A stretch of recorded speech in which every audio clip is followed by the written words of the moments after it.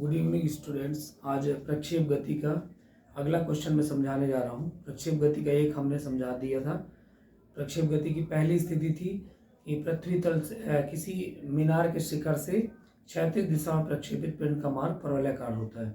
दूसरा जो प्रश्न है वो है सिद्ध कीजिए कि पृथ्वी तल से प्रक्षेपित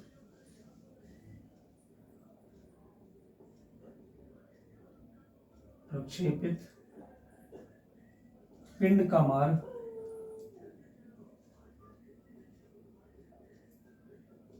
परवलयाकार होता है।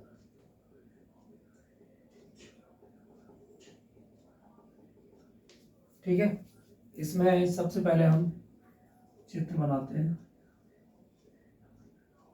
एक पिंड को पृथ्वी तल से प्रक्षेपित किया जा रहा है और ये जो प्रक्षेपण का कोण है ये है थीटा।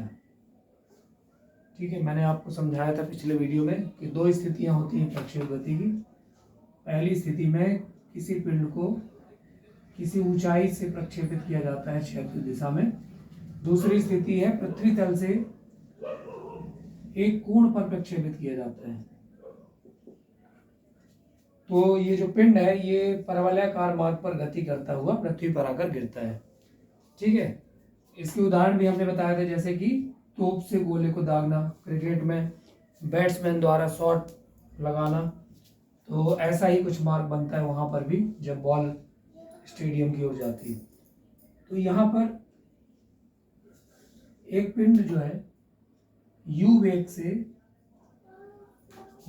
से प्रक्षेपण बिंदुओं से प्रक्षेपित किया जा रहा है। तो चूंकि यहाँ एक एंगल बन रहा है और ये प्रक्षेप गति है, तो आप देख सकते हैं कि पिंड जो है ऊपर की ओर जा रहा है, यानी कि ऊंचाई की ओर भी जा रहा है, अर्थात ऊर्ध्वाधर गति भी कर रहा है। साथ ही साथ वो एक्स की दिशा में गति करता हुआ पृथ्वी पर अन्य बिंदु के ऊपर जाकर गिरता है। इसका मतलब पिंड एक साथ दो दिशाओं में गति कर रहा है, अर्थात क्षैतिज गति एक्स की दिशा में और ऊर्ध्वाधर गति अर्थात वाई की दिशा में। तो पिंड के दो घटक होंगे प्रारंभिक वेग के, एक क्षैतिज दिशा में होगा यू एक्स और ऊर्ध्वाधर दिशा में होगा यू वाई। अब हम यहाँ पर इसको समांतर चतुर्भुज मान लेते हैं ओ ए पी बी। तो समांतर चतुर्भुज की आमने सामने की भुजाएं बराबर होती है, इसलिए ये ए पी जो है ये भी यू आई हो जाएगा। इसके सामने वाली भुजा ये भी यू आई होगी। ठीक है, अब देखें यहाँ पर एक समकोण त्रिभुज बन रहा है। समकोण त्रिभुज ओ ए पी में यहाँ आप देख सकते हैं कि ये आधार हो जाएगा, ये लंब और ये कर्ण। जब पिंड प्रक्षेपण बिंदुओं से फेंका गया तो ये पिंड ऊपर की ओर जा रहा है, लेकिन जो गुरुत्वीय त्वरण है वो नीचे की ओर लग रहा है। इसलिए यहाँ गुरुत्वीय त्वरण को हम ऋणात्मक लेंगे, अर्थात ये पिंड के ऊपर जाने का विरोध कर रहा है, इसलिए ये त्वरण किस टाइप का होगा, ये मंदन होगा, जो कि पिंड के ऊपर जाने का विरोध कर रहा है, ऋणात्मक त्वरण अर्थात मंदन। और यहाँ पर इस प्रक्षेप पथ का उच्चतम बिंदु मान लीजिए यहाँ पर है m, जहां पर वर्टिकल वेलोसिटी जो है वो होगी 0। देखिए, जब ये पिंड यहां से आएगा तो कोई तो एक बिंदु होगा इस मार्ग पर जहां उस पथ की ऊंचाई सबसे ज्यादा होगी, अर्थात ऐसा बिंदु जिसके आगे पिंड अब और ज्यादा ऊपर नहीं जा सकता, यानी कि फिर ये और ऊपर नहीं जाएगा, इसका ऊर्ध्वाधर वेग 0 हो जाएगा और अब पिंड जो है वो आगे की ओर बढ़ेगा, अर्थात पृथ्वी पर अन्य बिंदु पर जाकर गिरेगा। तो कौन सा वेग इसको लेकर जाएगा, यही जो क्षैतिज वेग है ये अभी भी पिंड के पास है, ये 0 नहीं हुआ। पिंड का प्रारंभिक वेग ऊपर ले जाने के लिए जो था वो यू आई था, लेकिन जब पिंड कोई भी पिंड ऊपर जाता है तो गुरुत्वीय त्वरण उसका विरोध करता है, उसका अपोज करता है, अर्थात वो उसको ऊपर जाने से रोकता है। इसीलिए इसका जो ऊपर जाने का वेग है धीरे धीरे धीरे घटता गया और बिंदु M पर ये 0 हो गया। और अगर ऐसा ना हो तो आप सोचिए कि कोई भी पिंड को ऐसे हम फेंके तो ये तो सीधे ऐसे जाते रहेगा, अर्थात ये अनंत की ओर चला जाएगा, पृथ्वी के गुरुत्वीय क्षेत्र को पार करके चला जाएगा। इसीलिए ये एक निश्चित ऊंचाई पर जाकर के 0 हो जाता है, जिसके बाद पिंड और अधिक ऊंचाई में नहीं जा सकता। तो इसीलिए इस बिंदु को क्या बोलते हैं? उच्चतम बिंदु। इसी उच्चतम बिंदु से पृथ्वी तल की लंबवत दूरी को क्या बोलते हैं? ऊर्ध्वाधर ऊंचाई। इसको बोलते हैं वर्टिकल हाइट ऑफ प्रोजेक्टाइल, अर्थात प्रक्षेप गति का ऊर्ध्वाधर ऊंचाई। पहले चित्र को समझ लें कि यहाँ पे हो क्या रहा है। तो देखिए, जितने एंगल से इसको फेंका गया, उतने ही एंगल से और उतने ही वेग से, उतने ही एंगल और उतने ही वेग से ये पृथ्वी पर अन्य बिंदु Q पर जाकर गिरेगा। इस बात को अच्छे से समझ लें। इसीलिए तो ये मार्ग ऐसा बन रहा है ना। अगर मान लीजिए ऐसा होता कि यहाँ का वेग अलग होता और यहाँ का अलग होता, तो ये ऐसा कुछ भी बन सकता था, लेकिन ऐसा असंभव है, क्योंकि जितना एंगल और जितने वेग से हम फेंक रहे हैं, जब ये गिरेगा जमीन पर तो उतना ही एंगल बनेगा यहाँ और उतना ही वेग होगा, तभी ये एक नियमित आकृति बनती है। नहीं तो ये ऐसे भी बन सकती थी या ऐसे भी बन सकती थी, कोई भी चित्र बन सकता था, पर ऐसा नहीं होगा, क्योंकि पृथ्वी जो है वो एक नियमित और एक निश्चित नियम के अनुसार गुरुत्वीय त्वरण लगाती है, गुरुत्वीय बल लगाती है, उसी के आधार पर ये सब गतियां होती हैं। अर्थात ऊपर जाने पर जितना वो विरोध करती है, नीचे आने के लिए वो गुरुत्वीय त्वरण उतना ही समर्थन करता है, उसको नीचे लेके आता है। तो ये तो हुई चित्र की बात। अब अपन देखते हैं, यहाँ मुख्य बात आपको ये समझना चाहिए कि यहाँ पर दो प्रकार की गतियाँ एक साथ होती हैं, क्षैतिज गति और ऊर्ध्वाधर गति। जो मुख्य कंटेंट है, जो मुख्य अवयव है यहाँ पे याद करने के लिए, व्यंजक याद करने के लिए, समझने के लिए, वो अब हम शुरुआत करेंगे। हमने ये जो बनाया समकोण त्रिभुज वगैरह, ये क्यों बनाया? देखिए, समकोण त्रिभुज ये आपको समझाने के लिए कि कैसे क्षैतिज वेग मिलेगा और ऊर्ध्वाधर वेग कैसे मिलेगा। तो समकोण त्रिभुज OAP में sine theta is equal to, sine क्या होता है? लंब बटे कर्ण। तो लंब बटे कर्ण यानी कि AP अपॉन OP। AP का वैल्यू आप चित्र में देख सकते हैं, ये है UY, और कर्ण कितना है? OP का वैल्यू U। देन हमने प्राप्त किया UY is equal to U sine theta, ये आपको मिल गया। UY यानी ऊर्ध्वाधर गति के लिए प्रारंभिक वेग। अब क्षैतिज गति का प्राप्त करते हैं। Then cos theta is equal to आधार बटे कर्ण, अर्थात OA बटे OP। OA मतलब UX और OP मतलब U, इसलिए UX is equal to U cos theta. ये जो क्षैतिज घटक मिला वेग का, ये आपको मिला x के लिए। समझ में आई बात? यहाँ पर हमने ये जो चीज निकाला है, ये चित्र से हमने देख करके निकाल लिया कि प्रारंभिक वेग दो भागों में बट गया, क्षैतिज घटक UX और ऊर्ध्वाधर घटक UY। बस अब इसके बाद हम सॉल्व करते हैं क्षैतिज गति में। क्षैतिज गति के लिए मैं जितना आपको व्यंजक सॉल्व करके बता रहा हूँ, आप इतना ही लिखें, इतना पर्याप्त है, क्योंकि मेन इसका जो मुख्य बात है वो चित्र है। अगर आपने चित्र अच्छे से बनाया है तो आप बिल्कुल इसको जो मुख्य कंटेंट है उसको लेकर के आप सॉल्व कर सकते हैं। क्षैतिज गति में पिंड का प्रारंभिक वेग,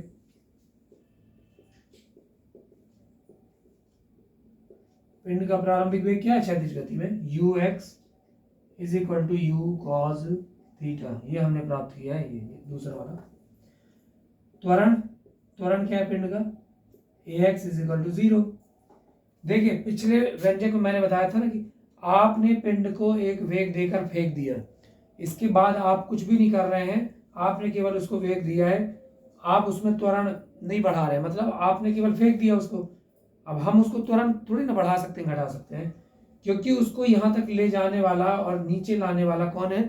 वो गुरुत्वीय त्वरण है। आपने केवल एक एंगल से उसको वेग दिया है, प्रारंभिक वेग। बाकी ये जो पथ बन रहा है, ये मार्ग बन रहा है, ये आपने कुछ नहीं किया, वो सब गुरुत्वीय बल ही कर रहा है, गुरुत्वीय त्वरण ही कर रहा है। तो इसलिए हमारे द्वारा जो बल लगाया गया उससे जो त्वरण होगा, यांत्रिक त्वरण, ये है 0 AX पर। अब तो 30 सेकेंड में विस्थापन,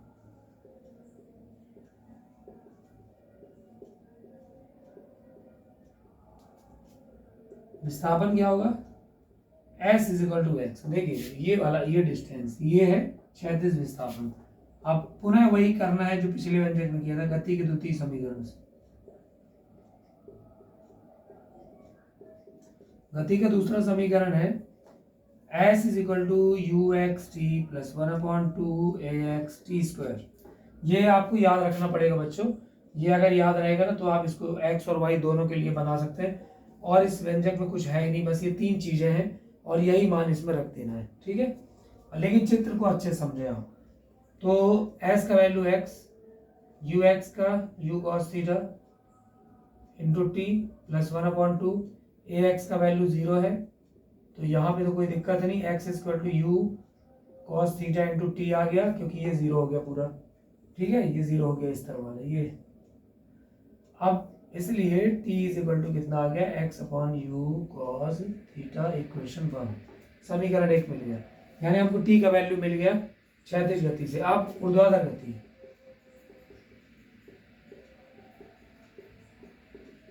ऊर्ध्वाधर गति यानी vertical height along y axis, horizontal height along x axis, यानी कि क्षैतिज गति का किस दिशा में, x की दिशा में, ऊर्ध्वाधर गति y की दिशा में, ठीक है। हिंदी में थोड़ा सा जटिल नाम रहता है ऊर्ध्वाधर, इंग्लिश में इसको वर्टिकल बोलते हैं, वर्टिकल, वर्टिकल मोशन, और दिस इज हॉरिजॉन्टल मोशन। अब यहाँ पे प्रारंभिक वेग, पिंड का प्रारंभिक वेग ये कितना है, U Y equal to U sine theta. त्वरण कितना है, त्वरण A Y equal to minus G. मैंने अभी बताया था कि त्वरण जो है वो पिंड के ऊपर जाने का विरोध करता है, ये ऋणात्मक रहेगा यानी कि बंधन है। और विस्थापन S is equal to Y, इसलिए गति के द्वितीय समीकरण से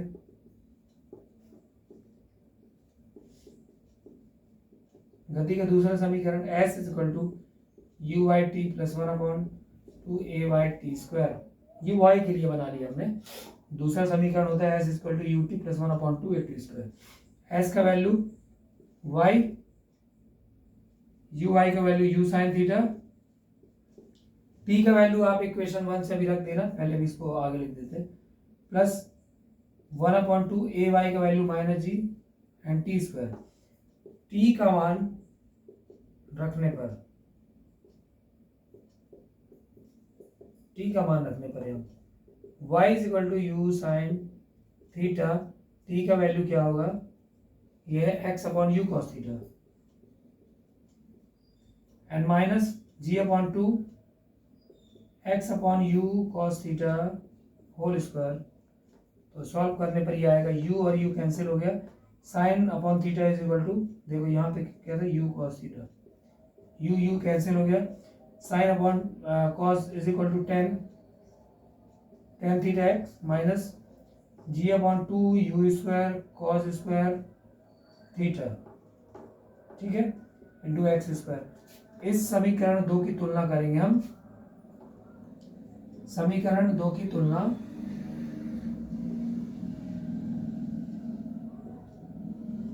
और वाला के मानक समीकरण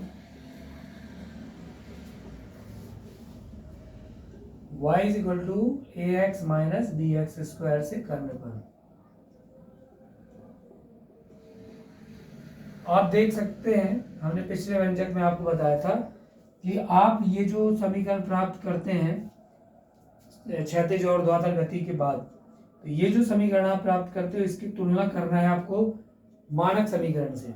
जब ये वाला चित्र बनता है परवलय का तो इसके लिए विस्थापन समीकरण होता है y is equal to a x minus b x square.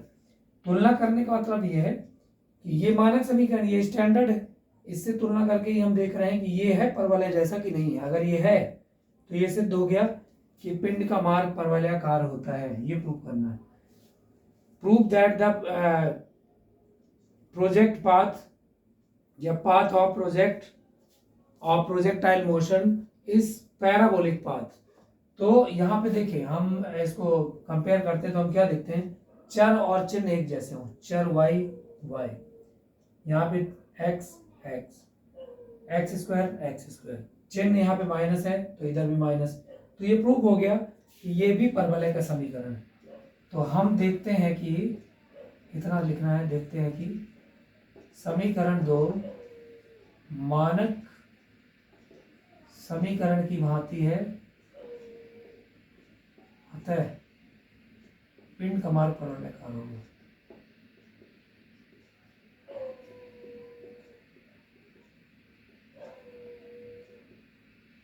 ठीक है, प्रूव हो गया। आप वीडियो देखकर एक दो बार इसकी प्रैक्टिस करिए, चित्र को समझिए जो मैंने यहाँ पे समझाया था कि साइन थीटा कॉस थीटा का वैल्यू कैसे आया। और उसके बाद अगर आपको इसमें कुछ समझ में नहीं आता है तो आप कमेंट करके पूछ सकते हैं। अच्छा, इसमें क्वेश्चन बनते हैं ऑब्जेक्टिव टाइप क्वेश्चन, क्या बनते हैं देखो मैं बता रहा हूँ। इस पॉइंट पे आप देखें, प्रक्षेप पथ की उच्चतम बिंदु के लिए एक दो क्वेश्चन बनते हैं। पहला क्वेश्चन बनता है, प्रक्षेप पथ के उच्चतम बिंदु पर ऊर्ध्वाधर अंतिम वेग खाली स्थान होता है, या ऊर्ध्वाधर अंतिम वेग क्या होता है, तो आप क्या लिखेंगे, 0 होता है। ऊर्ध्वाधर अंतिम वेग यानी y की दिशा में final velocity is equal to 0, तो vy इक्वल टू 0 है, तो आप लिखेंगे ऊर्ध्वाधर अंतिम वेग 0 था। दूसरा, प्रक्षेप पथ के उच्चतम बिंदु पर वेग और त्वरण के बीच का कोण कितना होता है, तो देखिए ये आप देखो यहाँ पे ux ये है क्षैतिज ऐसे, और नीचे की ओर गुरुत्वीय त्वरण है g, दोनों के बीच का एंगल कितना है 90 डिग्री। क्योंकि गुरुत्वीय त्वरण तो पूरे प्रक्षेप पथ के प्रत्येक बिंदु पर नीचे की ओर ही लगेगा, आप कैसे भी वस्तु को फेंको उसकी दिशा कभी नहीं बदलती, वो नीचे ही रहती है। तो इसीलिए ux और g यानी गुरुत्वीय त्वरण के बीच में एंगल कितना होगा 90 डिग्री। तीसरा क्वेश्चन ये आता है कि ये पूछ सकता है कि प्रक्षेप पथ का प्रारंभिक यानी प्रक्षेपण कोण और अंतिम कोण क्या होता है, यानी दिशा क्या होती है प्रक्षेप गति में। तो आप ये लिखेंगे कि प्रक्षेप पथ में प्रारंभिक और अंतिम दिशा, ये प्रारंभिक और अंतिम कोण एक ही होता है, और प्रारंभिक वेग जितना होगा उतना ही अंतिम वेग होगा। ठीक है, क्यों, क्योंकि गुरुत्वीय त्वरण का वहां पे पालन हो रहा है। जितना गुरुत्वीय त्वरण ऊपर जाने में इसकी गति का विरोध कर रहा है, उतना नीचे आने में उसकी सहायता भी करता है। ऊपर जाने पर गुरुत्वीय त्वरण का मान कितना होगा, -9.8 मीटर पर सेकेंड स्क्वायर, और नीचे आने पर कितना होगा ये आप बताएंगे कमेंट करके। ठीक है, तो कुछ क्वेश्चन रहते हैं तो थोड़ा सा आप लोग भी ढूंढेंगे तो अच्छा लगे, नहीं बनेगा तो फिर मैं बताऊँ। ऊपर जाने पर गुरुत्वीय त्वरण का मान कितना होगा, -9.8 मीटर पर सेकेंड स्क्वायर, तो नीचे आने पर कितना होगा ये आप कमेंट करके बताएं। दूसरा, आप ये भी बताएं कि गुरुत्वीय त्वरण का CGS और SI मात्रक कितना होता है, ये आपको कमेंट करके बताना है। इसका नेक्स्ट वीडियो मैं कल अपलोड करूंगा, और इसमें प्रक्षेप गति के 2 क्वेश्चन और हैं, मैं एक ही वीडियो में समझाऊंगा। वो है प्रक्षेप पथ की ऊर्ध्वाधर ऊंचाई का व्यंजक, ठीक है, हॉरिजॉन्टल हाइट किसे कहते हैं, और दूसरा क्षैतिज परास, वर्टिकल हाइट ऊर्ध्वाधर ऊंचाई, और क्षैतिज परास यानी हॉरिजॉन्टल डिस्टेंस, जिसको यहाँ से हम फाइंड करेंगे यहाँ x अक्ष। ठीक है, तो जो मैंने क्वेश्चन किया है उसको आप कमेंट करके बताएं, वीडियो को शेयर करें और सब्सक्राइब जरूर कर लें। Thank you.